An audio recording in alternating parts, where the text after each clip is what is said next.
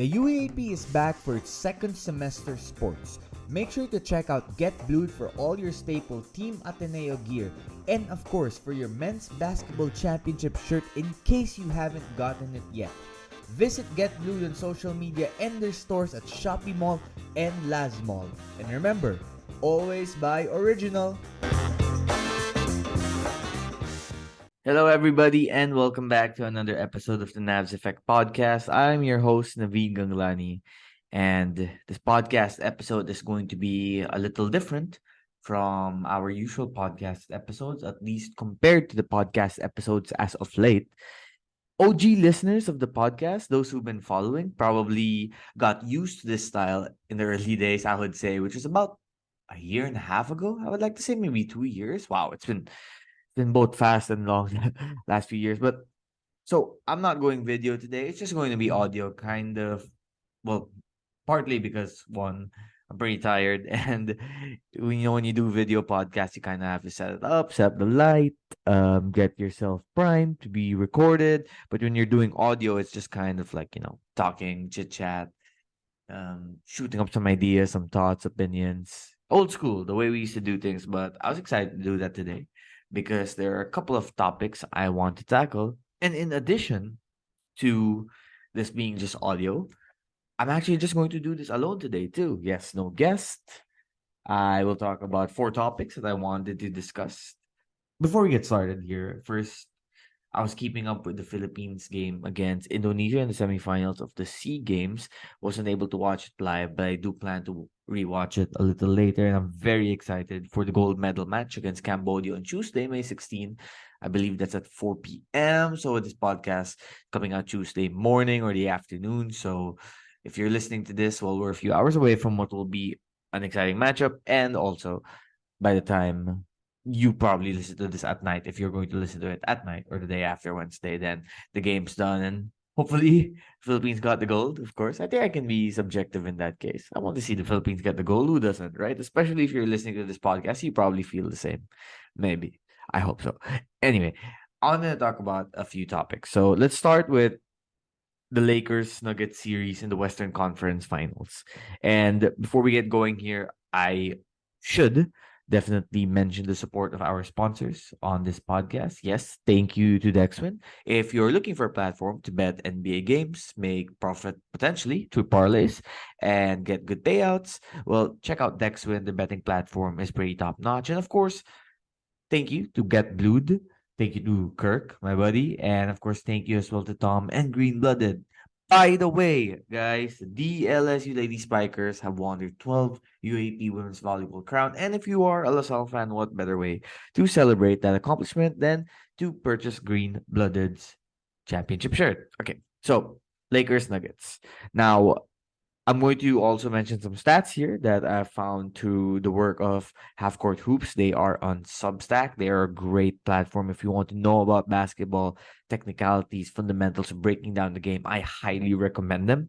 Now, there was an interesting stat that I saw, and it said that in the postseason, the Denver Nuggets are averaging 1.21 points per possession on offense, which leads all teams in the postseason. And ironically, the Lakers, who allow 1.07 points per possession on defense, is the best in the postseason in terms of limiting the opposition from scoring. So this is going to be a battle between arguably the best offensive squad we have in the playoffs and the best defensive team, which also kind of makes sense because when you look at the big man, the key big man of both squads, Nikola Jokic is just, I don't know if there's a word to really describe how great of an offensive weapon he is because he can literally do everything. And then on the other end, you have arguably the best defender in the NBA today in Anthony Davis when he is healthy.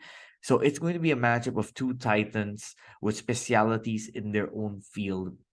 And it's going to be a battle of skill. It's going to be a battle of will. But you know what? It's also going to be a battle of matchups and adjustments. Now, Darvin Ham has been impressive in his first go as the Lakers head coach in the postseason. I feel like his feel for the game, situational decisions have been key. And Michael Malone for years has just been great with the Nuggets. I don't think he gets the praise he deserves because he has built somewhat of a culture there. Of course, it helps when you have Nikola Jokic a historic type of NBA player, but you still need to have a coaching and put all the pieces together and make that system work. And Malone has done a great job doing that. Now, the Lakers and Nuggets faced each other 4 times, but all of those games took place before the February trade deadline when we know at this point that the Lakers made the moves that kicked out Russell Westbrook and brought in guys like D'Angelo Russell and Jared Vanderbilt and Malik Beasley. Got some playing time the last game. Garbage time minutes for Malik there. Got a shot off in the corner. Good for him. Now, one key question here I have for the Lakers is okay, so how much playing time will Vando get? Because he can help on the defensive side of things, especially if the Lakers decide to kind of put like maybe Vanderbilt on Jokic to start and have Anthony Davis roam as a weak side help defender to limit his scoring at the rim. But then if you put Vando on the court and you're trying to have him space the floor maybe in the corners, then the Nuggets, which showed during their win against Phoenix in the semis that they do kind of like to collapse in the paint, prevent the penetration. If Vando's out there, my guess is they are going to let him shoot that and leave him open. So the question is, will Ham start Schroeder? Will we see more Schroeder, Reeves, Russell lineups with LeBron at the 4, AD at the 5, or maybe if AD's not there, Rui, or maybe we see some Lonnie Walker minutes. Maybe LA goes small, which would be helpful because now, like I mentioned, Denver likes collapsing the paint on defense. At least against Phoenix, we saw that in particular. Now, that might have been by design because at a certain point, it just seemed obvious that it was Durant and Booker doing the damage for the Suns, and Denver was willing to live with outside shooters like Cameron Payne and TJ Warren and Torrey Craig just letting it fly. But against the Lakers, Russell has shown that he can get hot in some games and just hit like three pointers in a 5 minute span. Reeves has been playing good. And even Lonnie Walker can come off the bench and give you apparently 14 points in the fourth quarter of a must win game 4. So that's going to be a key question. I want to see how that manifests, especially come game 1. Ironically, the stat from Half Court Hoops also mentioned that LeBron's usage of 26.8% in the postseason this year is his lowest since probably his first postseason. I believe that was what I read. But it still leads the Lakers. So, yes, LeBron might not be dominating the ball like he was in the Miami days or the Cleveland days, but he is still the chief decision maker. And we saw that a lot, especially in the second halves of the series against the Warriors, where he picked apart the defense of Golden State like a chess master. And they're spreading the wealth. Reeves is getting his chances in pick and roll. 36% of the Lakers' offensive attacks, according to Half Court Hoops research, this postseason has been pick and roll. So you got guys like Reeves, like Russell, like Schroeder, like Braun, like running the pick and roll. And there's this particular set they like to run where someone comes off a stack screen and gets the ball, and then that stack screen turns into a double screen. And usually, if it's LeBron who ends up getting the ball and running the double screens, then the second screener in this situation is usually the guy that he wants to attack on these mismatches that he gets on switches, which is what we saw a lot of. That's why Jordan Poole found himself guarding LeBron quite a few times. Same for Steph Curry. And situations like that are beneficial for the Lakers. So against the Nuggets, on the other hand, I think we will still see this and maybe see Braun try to attack guys like MPJ and Jamal Murray. Maybe a KCP is a pretty good defender, but I think he challenged Braun if Braun is in there. But that's one of the adjustments I'm looking forward to see. How does Denver counter that, especially considering that the onus on Jokic, which at this point might not be so true, is that he can be problematic on the defensive end when guarding pick and rolls. And we saw in the Philly-Boston series that once Boston got Tatum guarding out in space, in the perimeter, it was easy for Tatum to just score on him. So how does Denver do that? They've been having Jokic hedge a lot in the postseason on these screens, levering the screen and trying to recover in time and having rotations on point to make up for any possible potential open shot, especially when it comes to the corners.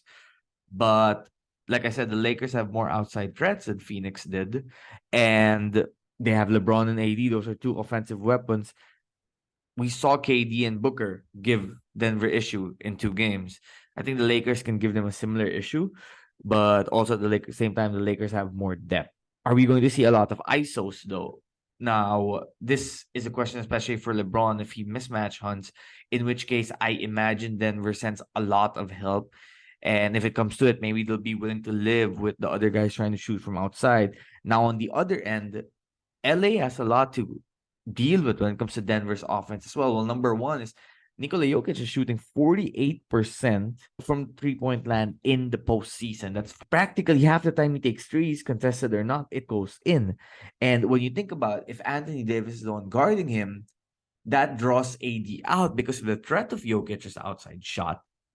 And that there is where I would say probably the best way to attack the Lakers comes up. Those cuts, baseline cuts, attacking the rim, getting easy opportunities near in the paint because AD is drawn out by Jokic's shooting capabilities.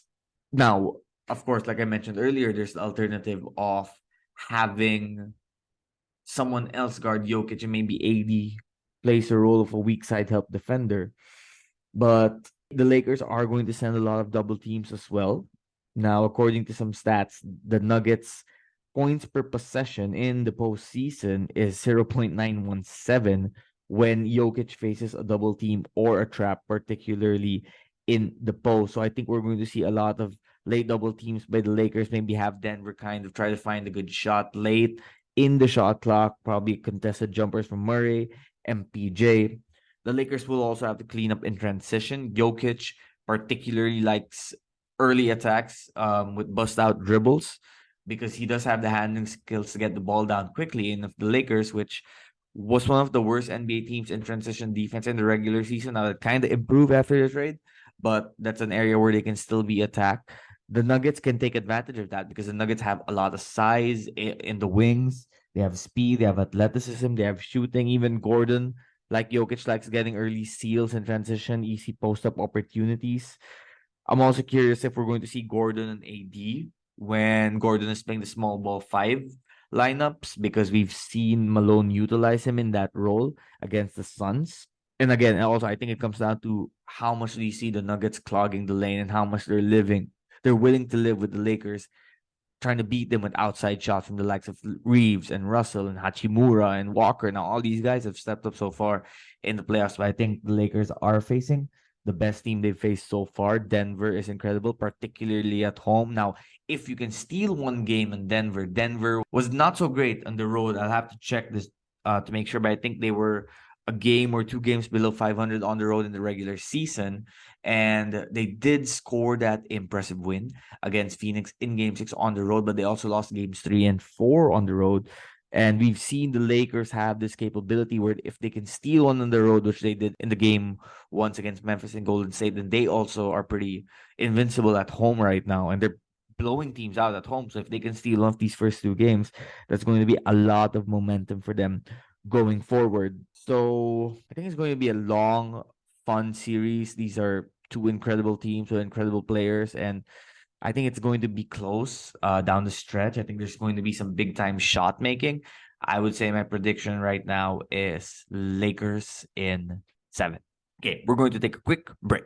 LaSalle fans and Animo supporters, this is your best shot to secure the most incredible DLSU merchandise in the market through Green Blooded. From now until May 31, you can purchase select shirts for only 250 pesos, get a 50 peso discount voucher for a minimum purchase of 500 pesos, and a 100 peso discount voucher for a minimum of 1,000 pesos.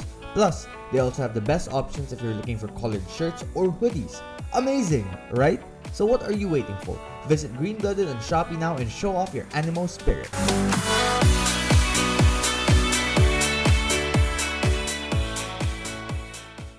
Okay, so we're back now. And the next topic I want to talk about is something that if you've been following my work or listening to my podcast, you know this is close to my heart.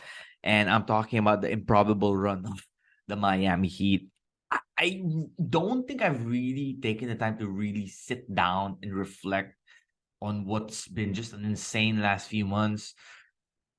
It's been a roller coaster of emotions and thoughts and excitement and frustration and just everything you can think of. And of course, people won't really realize this because the Heat aren't as nationally covered as many other teams, which is why a lot of what went down this season, that roller coaster ride I was talking about, went under the radar, except for those who were following the team. And honestly, I felt frustration levels going higher than they ever had been or at least for a long time this last season. Okay, just to give you a little bit of a timeline. So the Heat are the 1 seed last NBA season 22 in the 22 playoffs. They get to game 7 of the Eastern Conference Finals after forcing a game 7 by winning game 6 on the road in Boston, but they drop game 7 at home. They lose 3 out of 4 times in Miami in the ECF against the Celtics. And in a heartbreaking fashion, in game 7, Jimmy Butler had a relatively open three-pointer to send the Heat to the finals. He missed. It was a little bit short. He was still spectacular in the series. That's just how it goes sometimes. Sometimes it comes down to one shot. You make it, you miss it, and that makes all the difference in the world and rewrites the history books. But then what happens after that? They lose PJ Tucker to free agency, goes to Philadelphia, gets more money in Philly. They strike out on landing Kevin Durant once he asked for a trade out of Brooklyn. And to be honest, they didn't really have the assets to compete against other teams, which we would see materialize later again during the trade deadline when the Suns land Durant for an incredible package. And the season gets off to a bad start. That first loss against Chicago was, it was brushed aside. It's not exactly something to worry about, but then you saw some warning signs early, and then from there it just kept going down. Injuries, dispiriting losses, close games down the wire, blown leads, coming from behind only to fall short, bad body language, guys looking like they don't want to play with each other. And then come the trade deadline, no moves are made when it was so obvious the Heat needed to make a move, and that just added to the frustration, right? And then so what are their big moves? They get Kevin Love and Cody Zeller in the buyout market. Well, right after they make those moves, the Heat go on a losing streak. So obviously it doesn't look like those moves are helping them, right? So then towards the later end of the season, you kind of see them playing better. They start hitting the 3-point shots, and new pieces are coming together. Guys are getting healthy. Jimmy's more available. Bam looks dinged up, of course, but he's doing his best. But then they lose in the playing game to Atlanta, where they just look like they were boys playing against men, with the way Atlanta's rebounding the ball and just dunking it on their heads in the paint. Then they nearly lose to Chicago. They go from becoming the first 7th seed in NBA play in history to lose both games at home to going back to the Eastern Conference Finals. So how the hell did that happen? Right? How did that happen? So they win the play-in against Chicago. They steal game 1 in Milwaukee. Now, they were a bit fortunate that Giannis did get injured in that game. And I guess that shift of energy kind of like just propelled them with some hot shooting to steal game 1. But no one was taking them seriously, especially because Hero got hurt, broke his hand, and was announced not long after he would miss the rest of the postseason unless the Heat make the finals, right? But so then game 2 and things normalize, right? The Bucks go crazy from deep. They blow the shit out of Miami. And everyone's like, okay, here we go. Water is normalizing. Game 3, the Heat blow them out. Giannis still isn't playing here at this point, by the way. So the Heat blow them out. They lose Oladipo, though. And that is dispiriting as all hell because they're suddenly up to 1. And the realistic chance of beating the 1 seed as an 8 seed is like, okay, that's within grasp. Then you lose Oladipo, and it's crazy frustrating too because you just feel for the guy for all the injuries he's had to come back from, and then suddenly one bad slip and it's gone. And you could just see from the reaction of everyone on the team when it happened. Like Jimmy's there saying "fuck" like over and over again. The bench. Max Strus can't even look at it. He covers his face. I think Bam was covering his face too. Caleb, Duncan, all these guys walk near Depot and they knew right away it was bad. It just seemed bad. So they're up to 1. But they've lost Hero and Oladipo. Giannis comes back for game 4. Right? Milwaukee is dominating them start to finish. Up 15 fourth quarter. Giannis has a triple-double. At this point, Jimmy's the only one scoring from Miami, and he's playing great. But it's looking like it won't be enough. And then he flips the script and goes up another fucking level. He ends up with 56 points. He hits all the clutch shots. Caleb Martin comes up huge. Bam comes up huge. Milwaukee chokes. Milwaukee looks lost. Some coaching mistakes too. And then suddenly Miami's up 3-1. And the Bucks have to beat the Heat 3 straight times. Even then, right? Everyone's like, oh yeah, Milwaukee's going to blow them out in game 5. Come back to Miami in game 6. Steal that on the road. And then force a game 7 and then destroy the Heat. Nah. This time they're down 16 entering the fourth quarter of game 5 in Milwaukee. Jimmy's talking his shit, even if Milwaukee has a huge lead, telling Drew, you can't guard me, and then goes off. Then Bam starts going off. Kevin Love hits a 3. 4-point game down the stretch. Gabe Vincent hits a 3. And then suddenly the door is open. Jimmy hits an incredible lob shot, makes it, converts it while falling down. By the way, for those saying it was an offensive foul, the NBA's ruling the next day was actually a foul on Pat Connaughton. Imagine that. Goes to overtime. And the moment that game goes to overtime, you just knew like the energy, the way the Heat had come back 2 straight games, they were going to figure it out. And lo and behold, they did it. Kyle Lowry was incredible too before he fouled out. So then suddenly they complete what I would call the greatest 8 seed upset of a 1 seed ever. And then they go face the Knicks. Oh, the Knicks are the favorites. You can look at the gambling odds. The Knicks were considered the favorites. Game 1, Jimmy hurt his ankle. Heat are down double digits early. But you get the feeling that slowly by slowly, they're going to figure it out. Kyle Lowry ends up having his best game of the postseason. Just incredible on both sides of the floor, hitting jump shots, stripping people on the other end, particularly Barrett. At one point, Barrett was 1 of 9 guarded by Lowry, according to NBA stats. And he's playing floor general because Jimmy's a decoy in the corner. Heat go up 1-0. Next game, they almost steal game 2 without Jimmy. Almost. They got some bad luck towards the end. Then they come back to Miami, dominate New York, games 3 and 4. New York led a total of 1 point, games 3 and 4. And the Heat just obliterate them. At that point, you knew the series was kind of over. It was just, was it going to be 5 or 6? Game 5 happens. And then Miami's up 10 after the first quarter. New York goes on a crazy run. Miami comes back. New York pulls through at the end. Miami makes some self-inflicted mistakes there. That was their fault. Game 6 happens. New York starts strong, goes up by 14. Then the Heat, of course, they rally again. 4 out of their 8 postseason wins. These playoffs have been in games where they've trailed by double digits, and they still managed to win. So they win game 6. They pull through at the end, even if they're kind of cold from deep. And now they're back in the Eastern Conference Finals, where they were last season against Boston. Number 3 in this trilogy. 2020, Heat win in 6. 2022, Celtics win in 7. It's time to settle this. It's time to end it once and for all. Miami, Boston, these two have dominated the Eastern Conference for the last 15 years. Eric Spoelstra has been the head coach of the Miami Heat since 2008. In 15 seasons, he's been in the Eastern Conference Finals 7 freaking times. Nearly 50% of Spoelstra's career as the head coach of the Miami Heat. And he's now, by the way, the best head coach of the NBA. He has made the Eastern Conference Finals. That is Heat culture. Riley chose Spo. The succession happened, and now Spo is putting players in the best position to succeed. Tim Legler mentioned this the other day. A great coach takes what his players can offer, what they're best at, and hides what they might be weak at so that they can contribute to the team. And how about the Jimmy and Bam duo, right?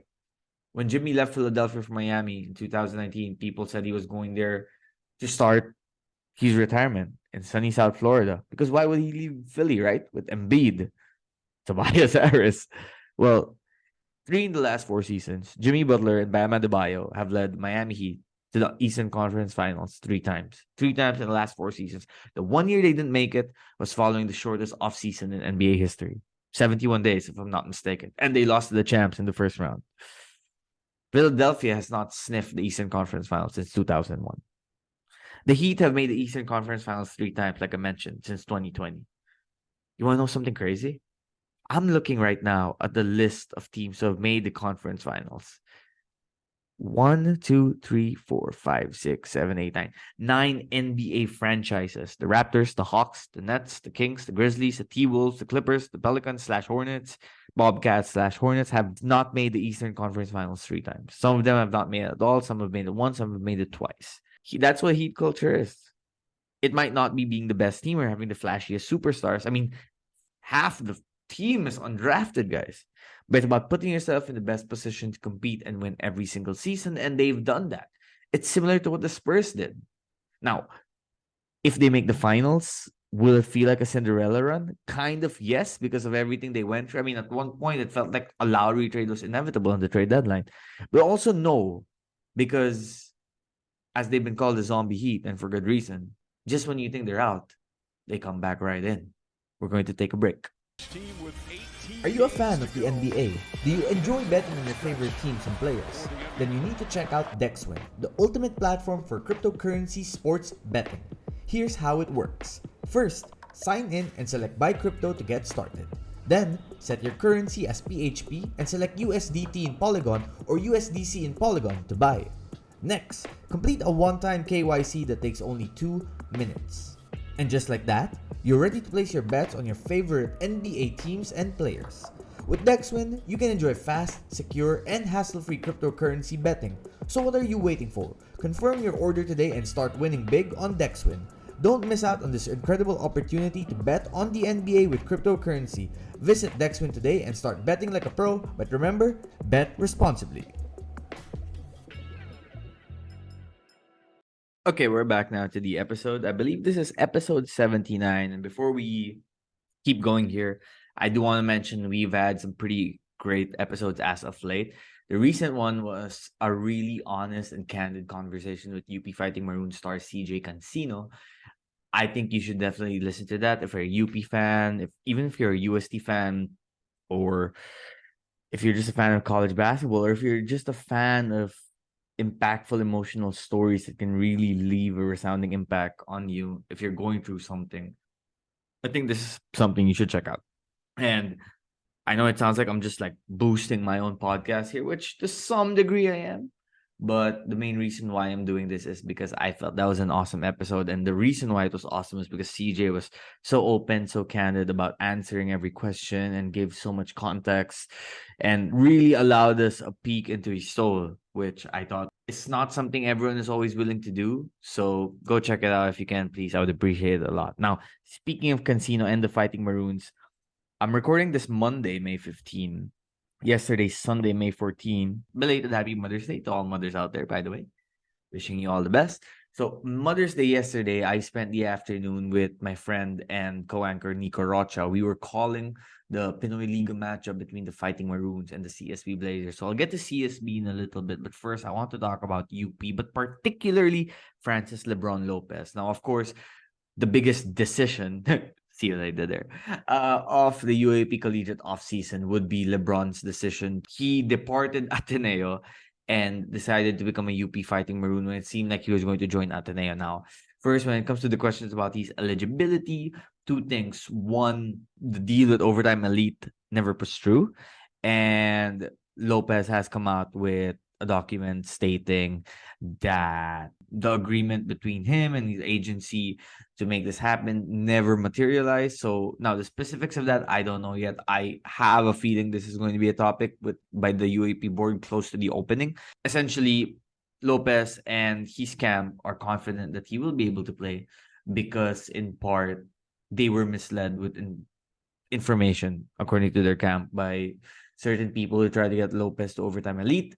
And number two, I did speak with a source in UP recently who said there has been some dialogue between UP and Ateneo about Lopez's eligibility. And when I say dialogue, I mean these are between key figures from both teams. And the feeling, of course, nothing is assured here, nothing is confirmed. But this is just something I've heard from the people I've spoken with. And the feeling is it should be okay that Lopez will get to play with UP. But of course, that's something we will see how it manifests and how it materializes close to the season.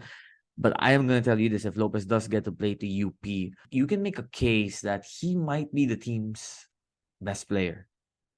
And I know that sounds a little crazy right now because everyone knows about his athletic gifts, his raw capabilities on the basketball court, but the polishing of his game has always been something that people have mentioned, right? The jump shot, knowing when to cut, off-ball movement, defensive tendencies, where I'm telling you, after watching him a few times live at the arenas for playing for UP in Pinoy League and also checking him out in the field oil, Lopez is an improved player. He truly is. The jump shot, his shooting form looks different. The follow-through looks better. The other hand to keep the ball guided looks in place. There's a good flow to how his body is rising when he's taking his jump shots. He's moving off ball too. He's reading certain offensive possessions, the gravity that his teammates pull from defenders and where he has to cut to get easy opportunities.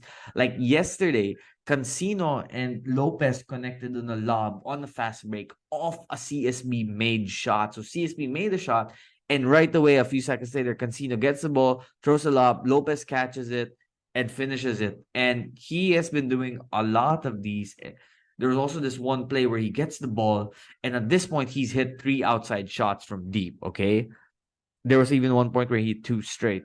Now he has hit like three outside shots at this point. So the defender, I forgot who comes close to him, pump fakes, takes one or two dribble, rises, and just throws it down. And there's where the athleticism, you see it meet with the development of the basketball IQ. And then there's where you see the potential of what he can bring to a UAAP court. Also because he's a great defender. He knows how to bother people in the press. He knows how to stay in front of the guys in the perimeter. Speedier guys might get a step on him or two, but then that leaping ability and that reach will allow him to chase down, block, and just change plays, change momentum. Coach Gold has done this a few times in the offseason. He's utilized LeBron as a center, as a small ball five in lineups, and it is a little bit, well, terrorizing for the opposition because he can protect the rim. He can go out and switch on smaller guys. He can hedge and recover, and he can run and lead the break, or maybe at least run down the court as a small ball five. And that just opens up a lot of opportunities for him and his teammates. I'll tell you this, he is improving with each passing week, and I think he's only going to get better. He's becoming a 3-and-D guy, with the versatile tools to be a well-rounded player. Soon enough, he's going to be the kind of guy you need in Gilas as well for the national team. I also want to discuss CSB a little bit because there are some really valuable building blocks that Coach Charles Tew and the Blazers are building with their basketball program. Alan Liwag has been playing for CSB, so has Ancheta, Enot, and Sanchez in the Pinoy Liga as well. And yesterday, Anton Eusebio, the former Fighting Maroon, made his debut with CSB. And you can see the potential that Anton has. He is great at driving to the rim. He tried two dunks, by the way, yesterday. He missed the first one. I think he tried to dunk it a little too hard and it bounced off the rim. The second one, though, just throws it down. The athleticism, you can see it in transition. He was settling for jump shots a little bit to start the game, but once he started attacking the paint in the third quarter, getting to the rim, getting fouled, hitting his free throws, scoring on layups, he even had this one step back too. I think that was his only jump shot that went in, but you can see the potential with him. Now, there are some learning moments too in terms of knowing where his teammates are going to be. That timing wasn't exactly great yet, and some defensive assignments he might have missed, but those are areas you can polish. He does have raw talent, and I think we're going to see Coach Charles be able to pull that talent, like the way he did with Gozu and Corteza and Naive and all the other guys CSB has. I think you're going to see Anton shine in the NCAA. He's going to be a solid player. And I think Alan Liwag is a beast. He's got a lot in his bag, in his arsenal of skills. He has a floater. He can score in the rim. He might need to improve a little bit when it comes to posting up and avoiding charges, but then he's strong, so he can back defenders down. He even hit a three-pointer. He can hit his free throws. He can run on the break. He's got that Pinoy Hesi step to avoid defenders and finish. And he can defend the rim on the other end, especially when you're playing zone. That's a great player. Ancheto was pretty good too. I was impressed by how he was attacking the rim, fearless of the height and the length that the opposition might have had, particularly UP at this point. Enot and Sanchez unfortunately weren't there during the game against UP, but because they were playing in the MPBL, but they have shown some good potential. Like I said, Eusebio did as well. And I thought Ralph Balikig yesterday was awesome. He drew 3 fouls while shooting, no, 4, I think. 3 or 4 fouls while shooting 3-pointers. And he hit some contested shots in front of defenders too. And he was able to run the offense. Coach Paulo, who was filling in for Coach Charles in the game, did, I thought, a solid job staying close. Medyo nagkulang lang in the end. UP was able to pull away because UP played good also. Considering they didn't have Kagulangan and Felicilda, their point guards. I thought Jerry and Raylan Torres did a great job holding down the fort there. But back to CSB, even Michael Mara, who hasn't really kind of like exploded yet, but is someone with a lot of potential, is someone to watch out for. The point is, even after the season of Gozum this year, if he plays it out, even after this current season, season 100 onwards, CSB is primed to compete for the NCAA championship every single season. And the culture that Coach Charles is building there, it's a place where people want to go. He clarified this recently where he said, CSB isn't actively going out and persuading student athletes to move to them. they are going to Coach Charles and CSB because they want to be part of what they're building there in Benilde. The community of CSB, the Blazers, like rooting for this team, wanting this team to succeed. It's adding and adding. You can see it growing. And I think it's going to be even more apparent in the upcoming NCAA season. And it's an exciting time to be a CSB fan if you are, because they have some solid players there. And I think the sky's the limit. All right. So I'd like to thank you all for listening to this podcast. I'd like to thank all the listeners who reached out to me recently, complimenting on the recent episodes. Even, when you all tell me that you enjoyed an episode or you enjoyed a certain part, or, you thought a certain question or certain answer was good, those little things mean the world to me, to be honest. Because, like I mentioned in the early days of this podcast, this is a passion project. It still is a passion project. I want that to lead the heart and soul of this podcast. If you've been listening since before, thank you so much. If you're a new listener, I hope you stay for the long run. But hey, it's all fun and games, and let's all have some fun while we're at it. Did that make sense? I think that made sense. You get the point. All right, catch you all in the next episode. Thank you again. Thank you to my producer Jason for helping make these podcasts happen real quick. Thank you to our sponsors Dex Win, get blued and green blooded. Oh, Animo Lasal, 12 championships. Go to head coach. Y'all know what that is. All right, peace.